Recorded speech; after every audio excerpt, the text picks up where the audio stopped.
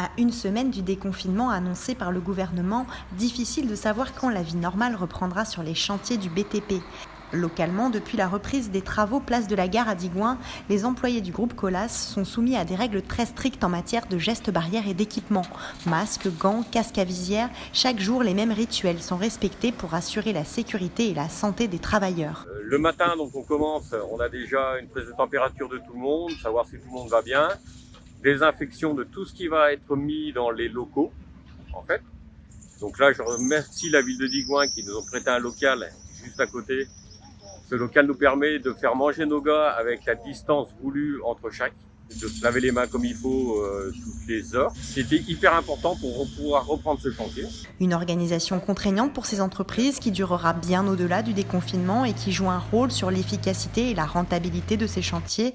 Pour l'entreprise Boué, qui a pu retrouver 80% de ses effectifs au travail depuis le 16 avril, ces changements de processus et de méthode de travail amènent à limiter les équipes présentes sur le terrain et à privilégier les chantiers en plein air. Le déconfinement pourrait réouvrir les perspectives de chantier chez les particuliers, mais en attendant, l'entreprise se dit tributaire des annonces du gouvernement concernant les gardes d'enfants pour reprendre une activité normale.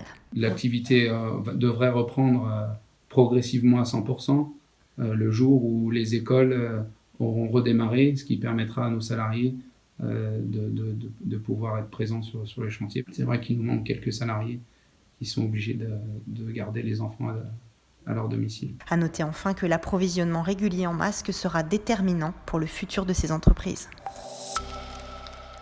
Des chiffres sur les cas de Covid-19 en Saône-et-Loire. Au 3 mai, selon l'Agence régionale de santé, 230 personnes étaient hospitalisées dans les hôpitaux et cliniques du département.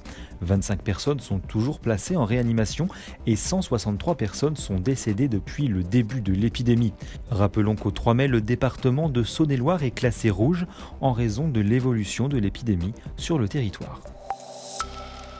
Une cellule de soutien psychologique pour les chefs d'entreprise. Si vous êtes dirigeant d'une société et que vous rencontrez des difficultés en ce moment en raison de la crise sanitaire et économique, l'association APESA, avec le soutien du ministère de l'économie, lance un numéro vert d'écoute et d'accompagnement.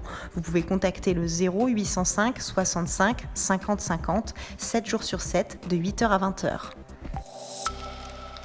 Ce soir, nous vous présentons le dessin de Léana qui remercie les personnels hospitaliers qui sauvent chaque jour des vies.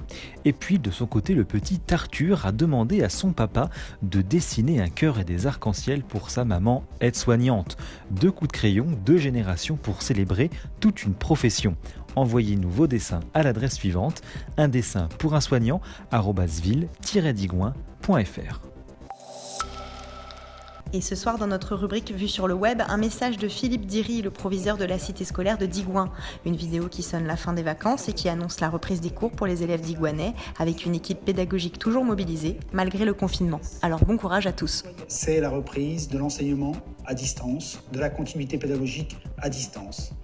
Cette reprise, elle est importante pour conserver un rythme scolaire et garder du lien avec l'école.